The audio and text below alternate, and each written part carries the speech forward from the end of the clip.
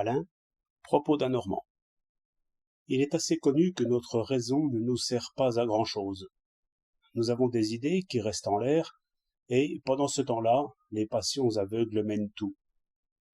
Un homme un peu cultivé vous dit et vous prouve qu'il ne faut jamais mentir.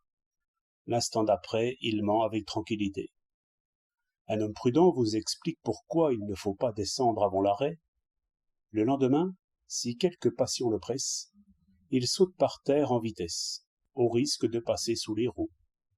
Un autre se dit qu'il fume trop de cigarettes et que cela lui brouille l'estomac. Tout en roulant ses sages pensées, il roule une cigarette. Même l'arithmétique ne sert pas beaucoup. On peut savoir très bien compter, et se ruiner par imprévoyance. Aussi notre intelligence est comme séparée de nous. Il y a des gens qui montent un petit moulin sur leur maison, un léger petit moulin qui tourne très bien, et ne sert à rien du tout. Cela tient à ce qu'on veut nous rendre trop savants, et trop tôt, et trop vite. Il y a deux espèces d'erreurs de jugement qui sont naturelles à l'enfant, trop espérer et trop craindre.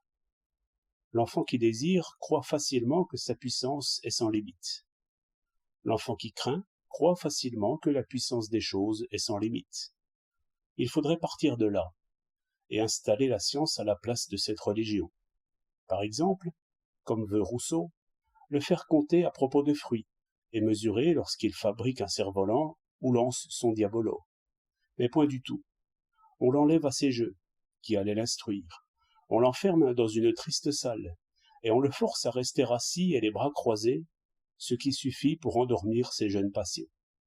Alors on raisonne sur des figures qui tombent de la lune, et lui, s'il n'a pas la cervelle racornie, il retient cela comme il retient une fable ou une leçon de catéchisme. Ensuite, il retourne à ses jeux. Sa vie est séparée de sa pensée. De là, il tire deux idées fausses, au moins.